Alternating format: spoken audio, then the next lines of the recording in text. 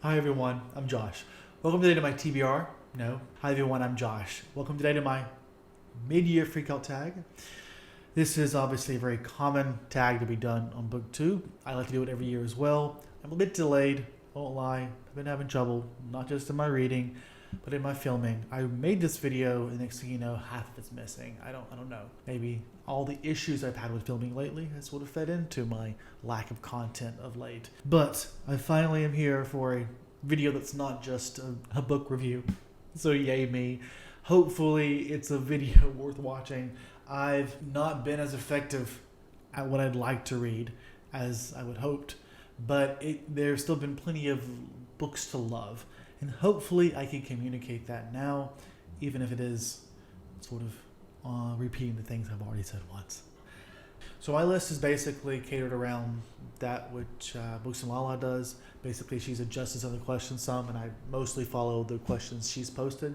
With that said, let's start with just the best books of 2023 so far. For this, I want to give two, because the one thing I have been good about is I think reading a good mash of nonfiction and fiction. So I want to give one of each. I don't have actual stats. I do want to do a stats video, even though we're well into July at this point. We'll see if that actually happens, but for now let's just talk about the best and worst and shit like that. So the best books, to get back to what I was saying, first up is going to be a fiction book. And honestly, when I first made this list, it wasn't going to be this one. 6 months, 3 days, and 5 others. But it wasn't because it wasn't deserving. Honestly, it was because I just didn't think about it until I was looking over the books that I had read this year. I realized this is above and beyond the best book, best fiction at least, that I have read this year. This is a short story collection by Charlie Jane Anders, who has won the Nebula and Hugo Award, I believe, for at least one of her works. I think multiple works at this point, with a new YA series that recently won the Hugo, I believe. But this is a collection of sci-fi and fantasy short stories. And the best way I can describe these, honestly, is in the same vein of the stories I remember reading in Exhalation by Ted Chiang. Perhaps I'm being a little too generous here. I don't think so. What I loved about Ted Chiang's Exhalation short story collection was it felt like there was some serious reflection going on about the sci-fi, fantasy, speculative aspects that were being used. There was a purpose behind it, and it had a deep reflection on the implications of that thing, or using it to sort of analyze society, really. And I think this short story collection does that same thing, and that's why this one honestly has worked really well for me. Moving on. Nonfiction. This one was honestly hard. I didn't feel as strongly about any one nonfiction as much as the others, or relative to one another, that is. Nevertheless, I did thoroughly enjoy Yellen, the trailblazing economist who navigated an era of upheaval. This is a biography of sorts, but I think if you go into it expecting it to be a biography of Janet Yellen, you might be a little disappointed. It's not quite a biography so much of it is a sort of reflection on economics and recent history, and sort of educating you on, or the reader that is, on the state of economics and how it's evolved in politics and society today, at least in the US, that is to say. It uses Janet Yellen as sort of a focus point. We follow her through her life, following closely her husband, who is also an economics person, and we just see how economics has sort of evolved around them. And it's complicated because if so many people are disappointed by this book because it's really not a biography about Janet Yellen. It's closer to anything to a biography about her and her husband. But even then, I don't think it's a biography. It is a book about economics, and it uses her as a centerpiece to sort of ground you. And personally, I thought it was an excellent mechanic, an excellent approach of communicating modern economics. I think it was really fascinating, really engrossing writing, and just a really well executed form for this type of book. Janet Yellen, for those who don't know, maybe I should have started with this, is the current Secretary of Treasury, the first ever woman to be the Treasurer of the Secretary of the United States. She was also, I think, the first ever woman to run the Fed, among a range of other accomplishments. She's just was a major figure, someone I was interested in learning about, and this book was a really fascinating snippet, not just of her life, but of course economics at large. Now, to the best sequel I've read all year. This one's kind of easy. I haven't read a lot of sequels, to be honest. That's actually something I should probably work on for the rest of the year. But Lost in a Moment and Found by Shauna McGuire. I love every one of the books in this series, but I always love it when one sticks out especially. Now, this one is going to come up twice in this list. I don't want to spoil that. I tried to avoid that, but honestly, there's just so few options for some of these questions. But to focus on the point, this one resonated very strongly with me, largely because it's about a young girl trying to find her place who feels lonely and as if she doesn't really fit in where she's at. There's also some trauma there. There's a lot that doesn't match up with my personal story, but it was just a moment in time where I had been moved to a different continent, a different hemisphere of the world, to Australia. And it was just after Christmas. It was just after the holidays. I felt really lonely. And I really connected with that feeling of loneliness. That was one aspect of our main character here in Lost and Woman and Found, which is a story about a young girl who basically goes through a door to a room with a set of doors. Basically, she is in this shop of Lost and Found where we finally found out that there's actually multiple worlds, and this she's not in a specific world so much as in a shop that have a multitude of worlds that she can then visit into. And what's fascinating is that there's the fun, whimsical side, there's the childhood side, but there's the real mature level of consequence that's being explored here in fantastical ways to explore real world themes. It all resonated very strongly with me. Next up, best new release of 2023. Now this one is something I added wholly because I wanted to mention this book, Our Sheriff Knight. This was originally going to be my favorite fiction of the year, honestly, and it was just barely beat out by the fact that 6 months, 3 days, and five others. Just I think because it had a lot of breadth of stories, it just had a better ability to resonate with me. But Our Sheriff Knight, I have a standalone review of this. It worked so well for me. I love a solid, fantastical horror. Honestly, my favorite kind of horror. And this is just that. It's dark, it's demonic, it's satanic, more or less. And it's long and really engrossing. I love a good book that's long, but also just easy and just really, I don't want to say fun to read so much as it is just sort of, I don't want to stop. I can't stop. I loved it. I was so happy. This book worked for me. I'm pretty sure I got it as a NetGalley too, actually. Okay. Favorite reread. This one, I think, was a last-minute winner here. Girls Burn Brighter, this in June. And I'm recording this in late July. And I read this first in 2019, right before I started BookTube. I had first found out about BookTube like October 2019, and I was watching books in Lala, among others, and she talked about this book, and I picked it up and I read it, and I loved it. I revisited it, one, because I loved it, but two, because when I look back on my review of this book, it was just really cringeworthy. I basically said it was like a modern day take or another take on Handmaid's Tale, which is a really superficial description of what this book is, and it really misses the point. I seriously consider doing a full video for this. So there's a lot I would like to say, but for the sake of time, I'll keep it to this. Girls Burn Brighter is one, more intersectional. It's not just about the way women are oppressed in society. It is about all the other different ways the different identities can be oppressed or get woven into that sense of oppression. Gender being just one of them, and of course skin color as well. The other side of this that I felt like I was just really off base about was Handmaid's Tale is meant to be a warning of what might be. The Girls Burn Brighter is a plea to everyone to please recognize that this dystopian you're so afraid of is already here. It's already here for so many people, and we are too privileged to see that. And I say that because I'm not sure when this book is set. It's never strictly said. It's hinted at, I think, at best, probably around the early 2000s when computers are just coming about. But the things allowed this to happen with a system where we had these two women who were best friends and then separated in India, and eventually one of them was imported into the States where she was sold into sex slave and basically slave labor or indentured servitude. This was in the U.S. due to the way in which our system of immigration laws are set up. And nothing's really changed in that aspect. I don't know if it's still happening, but I think it's very easy to expect that it probably is, given how we treat immigrants and given how society still fails in so many ways when it comes to addressing all the inequities that exist in America and outside of it across the world. So a very powerful novel, very well written, and just absolutely recommend to everyone who somehow hasn't read it. And if you have, maybe worth reread. I think it is personally. Okay, the next up, the genre you've been loving reading the most. And for this, I'm going to say SFF, science fiction, fantasy, or speculative in general. I think this is because I've struggled to read as much as I want to lately. April was really bad, and I guess since April, it's been pretty bad.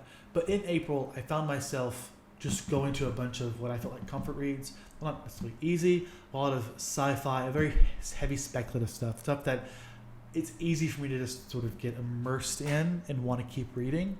The kind of thing that is less challenging to me as a reader, so it helped me keep going, which it's nice to have accomplished that, but I have other goals when it comes to reading that I'd like to get to, and it hasn't always worked. I found myself going to SFF books because of that comfort, and I've done my best, though, still to find books that still challenge me in some ways, or at least branch in the directions that I had been hoping to explore more of during this year, basically my goals for the year. Even now, I tell you, the urge to read is not very extreme, and part of me just wants to just dive into that SFF and maybe horror just for that safe place, just so I can keep myself gliding through some books.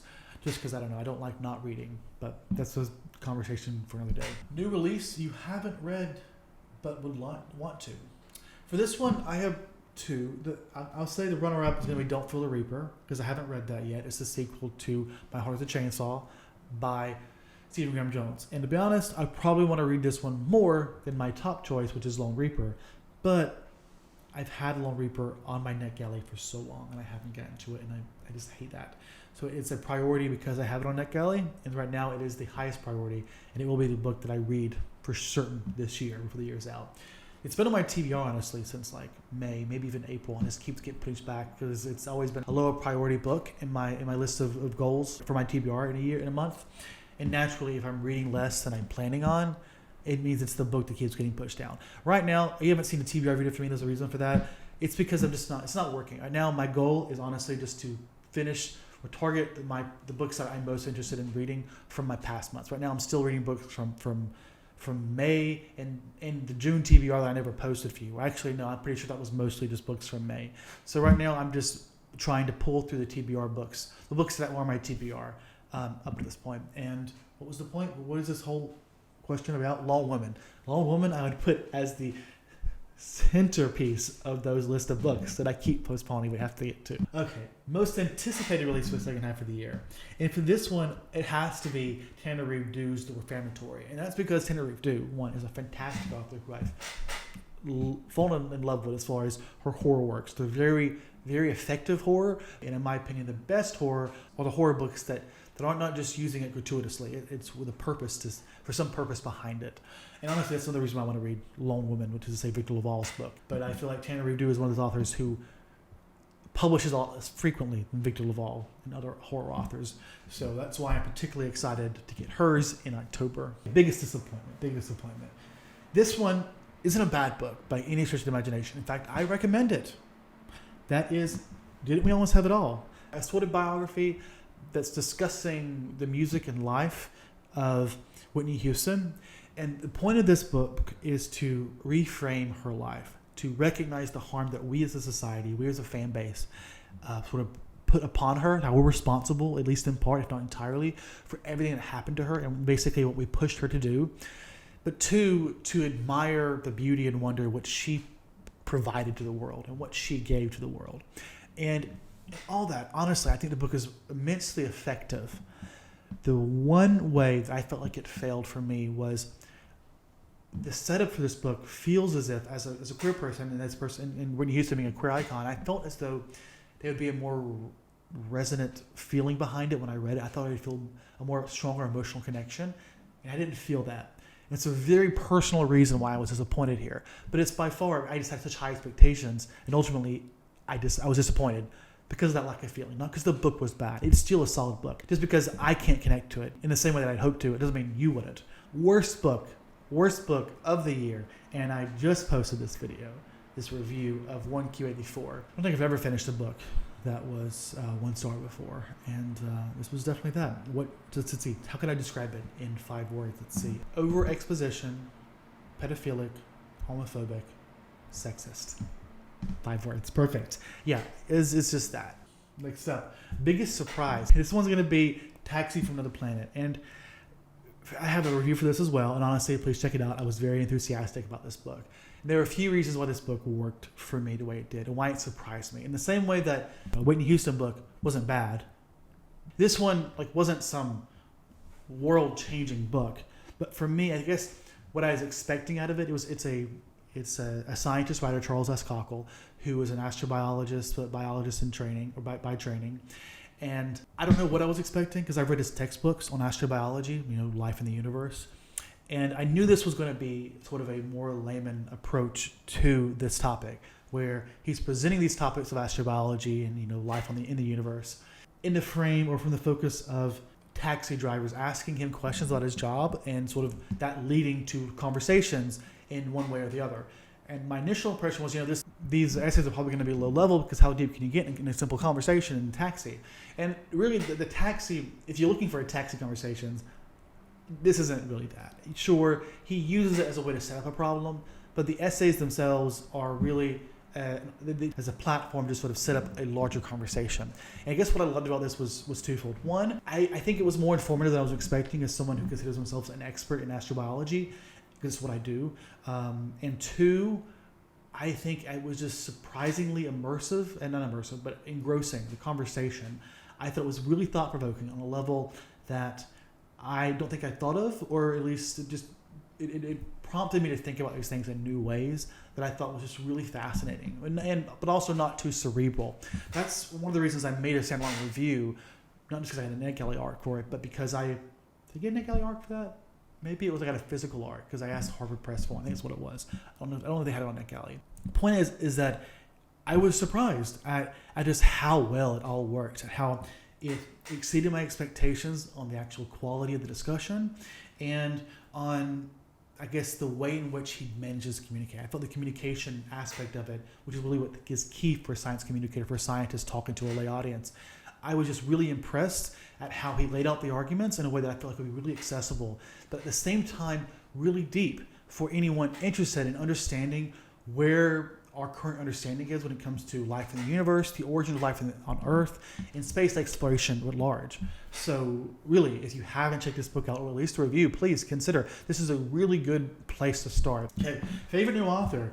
And remember when I said how in April I read a lot of sci-fi. One of those sci-fi authors that I read was Nino Cipra, the author of Finna, which is the first of a maybe duology or maybe two standalone books about this company that is essentially IKEA, and IKEA is basically is presented as this sort of centerpiece for quantum multiversal fluctuations. The idea is wherever there are fluctuations between worlds, like differences in the two worlds, it creates sort of probabilistic hotspots that can create doorways to different universes. And in IKEA, there's such an infinite variety of arrangements in which furniture can get set up. It creates a hotspot of portals, and it's a portal by which customers can sometimes get lost in. And it's, of course, the employees' responsibility to risk their lives in these potentially deadly alternate worlds to save them. And it's this anti-capitalist analysis of this really capitalistic and just complete shitty workplace, where workplaces in general in a capitalist society are very bad on their workers. And this is just a very anti-capitalist type book. It's short, it's poignant, and it's honestly quite cute and funny, and I think it's just really effective. And then I read the author's second book in this series, and it's still set in the same universe. It's still about this fake IKEA, but it's not multiversal. It takes the same basic principle, and it looks at the problem in a brand new perspective. It uses a brand new speculative device to analyze a similar but different problem in this world. And I was just really impressed at not just how creative and fun the book was, but at their ability to take what happened once and do it again in a completely fresh way. Okay, my newest favorite character rather. This one was honestly, I think, the easiest. This is the first character to pop in my head. Her name was Katarina from Light from Uncommon Stars. She was a young trans girl who was learning the violin. She's a central main character in Light from Uncommon Stars. And while Light from Uncommon Stars, I wouldn't say is a all-time favorite of the year so far, it was a beautifully well-told story that had a really emotional base to it. Like, I was very emotionally connected to our characters, and especially our main character, this young girl who's from an abusive household that she ended up escaping, only to be taken in by this violin teacher who teaches her how to play the violin, potentially for the cost of her soul. But the main point here is that despite all that, and all that's going on, we have this violinist who is doing all this for this young girl, ultimately to save herself. The teacher is trying to save themselves from damnation by basically sucking in the young girl's soul instead to replace her. But within this, in this system where this teacher is abusing and taking advantage of this young girl, she does not ever deny that young girl her right to be have her identity respected. It's never a question, and it takes so long for our main character to understand that she is loved and accepted for who she was in this world, no matter what was going on. And it was that sense of not believing, that difficulty that she had to realize the safe space she was in, that ultimately evolves the relationship between her and her teacher, that takes the story in a way that's really quite beautiful and just really satisfying to read. Now, a book that made me cry. This, again, going back to my first pick, one of my first picks, Lost in a Moment and Found. I already talked about how this book really resonated with me as I was lonely and missing my family right after the holidays. And then this story ends in a really sad way. And it's just, I just wanted a little bit of happiness in my life just for this young girl. And it just devastated me the way things played out. Technically, we're supposed to know this character going in because she's been in other books. I didn't remember her going in. Maybe you wouldn't either. But I just know that I wanted some happiness. I didn't get it. And it just broke my heart. And I cried. I don't usually cry when I read. And that's why I didn't have any options for this one question. But it was good. It was beautiful. It was devastating. I really felt for her. Books that made you happy. This one was easy. Another book that I've reviewed. Honestly, a lot of these I've reviewed. But the book that made me happy was The Infinite Miles. And this review has absolutely tanked, honestly. It's made me second guess the quality of the review, wondering if maybe I just did a really shit job or people just don't care. I don't know. But I'm getting something in my head. I even took it down for a day or so. Then I put it back up because I was like, no, I like this book. I'm going to keep it up. You can check out the review if you'd like. But to give you the quick rundown, this is effectively like almost like fan fiction, but it's not. It shouldn't be that hard to describe. It's basically just taking Doctor Who and making it imaginary. Like instead of getting copyright approval for Doctor Who, they make Infinite Odyssey, which is a TV show akin to Doctor Who, with the Doctor. His name is Miles, not the Doctor. And in the show, Miles is also akin to David Bowie. He's basically a musician, Miles Moonraker, who is presented as an eccentric, sort of spacey type David Bowie type. And instead of a TARDIS, David Bowie / Miles Moonraker flies in his space machine that presents itself as a muscle car, like Back to the Future's DeLorean. So it's basically this layer upon layer of IPs that are just loved in geek fandom to make this story. And for me, it's not necessarily groundbreaking, although I do think it is very true to the foundation by which it's inspired, and while at the same time being very original. What it is a very just uplifting, it's kind of sad at points, kind of existential, but a lot of things are. It's existential in the same way that, say, Everything Everywhere All at Once was. That really is one that's resonated with me. Not just that it's an uplifting story, but that the use of all these things that I love, it's hard not to love this. If you want to hear more about it, please check out the review that very few people seem to want to watch.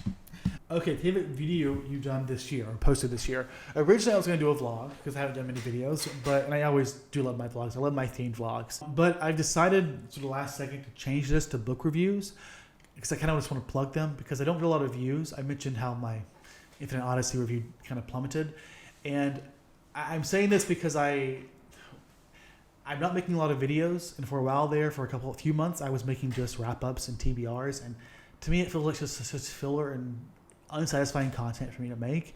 And I felt like if I was going to only spend so much time making limited content, it might as well be talking intimately about individual books that I feel strongly about or in some way or fashion. And that's what I'm doing here. If I keep a standalone review, there's a purpose behind it. If you never heard of the book, I don't know. Best I can say is maybe give it a shot anyways, because I can't say I know what you like, but if you have similar tastes to me, there's a reason I'm promoting a book. Books like Infinite Odyssey, I don't feel like get a lot of attention, or even smaller books like Taxi from Another Planet, something that I'm confident nobody talks about on BookTube. I'm giving it a platform because I think people who are into the books that I'm into, or like the books that I talk about, will like this book, and it's something worth considering. It kind of just hurts, I don't want to say my feelings, but it's just disheartening when I know that people just aren't that in to seeing reviews about books they know nothing about. We will watch, because I'm still part of the booktube viewing community for sure. We'll watch wrap-ups where we see 30 different reviews in one video, but to see a short discussion of one book, it just feels like it's a hard sell. I know that. So I guess ultimately for me, I'm kind of just pleading to us as a booktube community, I think it's obviously some self-interest behind this, but to give creators a bit more leeway. If they want to make a standalone review, I think we should support them, or at the very least, we should find a few creators that we can trust to support them. Why am I saying all this? It's like a soapbox. I just feel disheartened that people aren't watching it, but I am still proud of my standalone reviews. Some more than others, I won't lie, but still, I'm plugging them, I'm making them, and I'm happy that that's the content I'm making. It feels good. I like talking about books, and I like dedicating individual book videos to them. As far as my TBR for the year, I had a whole list of books here. I won't talk about those. I'm just going to highlight the books from my previous TBRs that I'm actively reading. Earthlings by Sayaka Murata, a horror book from my Asian Readathon TBR. Our Missing Hearts by Celeste Ng. This is also my Asian Readathon TBR, but also because it was in my 5-star prediction list of last year and I want to get through it, put the ears out. Then Lone Women, of course, by Victor Laval. There were a few others that I've managed to finish since I first made this list, but yeah, those are definitely the 3 biggest ones from my existing TBR that I'm fixated on addressing. Now on to the last question, the favorite booktube community members. And this is going to be YouTubers specifically because I don't really follow Instagram very much, but I want to start by saying I'm only going to be plugging 5 or 6 people or channels here, and it's not that these are my favorites by any stretch of the imagination. Rather, these are channels that I've found sort of sticking out to me this year specifically, channels that I find myself going to more often, or some maybe new channels that I've gotten really excited about recently, and that's the main reason I'm highlighting here, because they're just in the moment they've resonated especially with me, but not they are especially superior to other channels. And I don't mention some doesn't mean I don't still love so many here. But with that said, let's start with Seth Kevy, who created the Trans Girl April Readathon. I was familiar with her channel before the Trans Girl April Readathon, but after participating in that readathon, I started watching more of her videos. I absolutely adore her content. She has some really great discussions of different books that I know I'm interested in. A lot of you are probably interested in as well. And I definitely highly recommend checking out her videos. She has such great presentation and such thoughtful things to say about what she's talking about. I'm really glad that I've given her more attention this year. Next up, Literature Science Alliance and books like Whoa. These are not small booktubers, so that's why I sort of lumped them together. But they're 2 booktubers who I think I found myself similarly sort of pulled to their content a lot this year, because I like what they have to say either about books or about bookish related ideas, and they have just really great discussions. And that's sort of how I see these 2 booktubers, especially. I just really love hearing them talk about different things, even if I don't always agree with what they're reading. I think I have probably slightly more in common with Literature Science Alliance's views on books. Still, they're just really thoughtful creators that I've just really learned to love even more than I did already. Next up, Broken Spine and Bookish Realm also make amazing content and really great discussions. Bookish Realm especially makes some really great discussion videos. But the reason I'm really highlighting them here is because I'm co-hosting James Baldwin Readathon, who was actually created and primarily hosted by Broken Spine, Erica from Broken Spine. And I think I've collaborated with them before in other things, and I love their content. I love participating with them, and I'm also just very grateful to be participating in this readathon. And of course, I also want to plug it. I think we have a live coming up, hopefully after this video goes up. It's on Erica's YouTube channel, I believe. There's some great discussions going on in the James Baldwin Readathon, and if you haven't joined already, it's never too late to join. Next up, SFF 180. Thomas Wagner, I believe is his name. I love his discussion videos. I love his videos because he basically does exclusively reviews and hauls talking about SFF speculative books. And when I was talking about standalone reviews and like giving creators a bit more leeway, I think for me, that's something that I definitely do for him, because I feel like he has really insightful things to say about books, especially books that I haven't even heard of. And it makes me reconsider or think about books that I hadn't thought about before, either thinking I probably will avoid that, or maybe I should give that one a really try. And I think he's the perfect example of what great standalone reviews can do, and is definitely someone that I sort of strive to emulate when it comes to the bookish standalone reviews that I try to make. Next up, Hannah's books. Hannah, I think I may have talked about before in my channel. She, honestly, I don't think we have a similar book taste, but she has really thoughtful discussions, whether it be bookish or home related, just a range of different things. And she's always very peaceful in the way she talks. And I just really just love hearing her speak, whether it be about books or anything else. Plus, she's been going through so much in her personal life, and she's been just been so great to share that with her whole community. And my heart goes to her, and I love her content. And I actually had the pleasure of meeting her and Bookish Realm a couple of years ago when I visited DC, and that was such a pleasure. And that's all the community members that I want to talk about for this video specifically. And sorry, I can't say more. I know there are so many other people that I love. That's everything for this video. It is a chunker. I imagine I'll be doing a lot of editing to trim this down. Thank you so much for making it to the end. I hope you've enjoyed this. I enjoy this type of tag. I love this tag. I don't do tags very often. This is one that I love doing, even though it'll be a bitch to edit. Thanks so much. I appreciate your time, your attention. And let me know, what's the best, worst books you've read this year, out of curiosity. As always, have a great day, stay safe, and I'll see you all next time. Goodbye.